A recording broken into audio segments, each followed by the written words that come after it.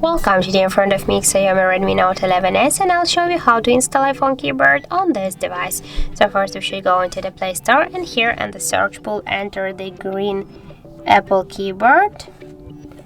And now we have to get this application, so tap to install and wait a couple of seconds while the application downloading and installing on your device. Now just wait a second here. And then just open the app. Now just click to the enabling settings, and near the green Apple keyboard, click once on the switcher, click OK, again OK, go back, and here tap to the switch input methods and switch your currently keyboard to the green Apple keyboard, and then just tap here to OK.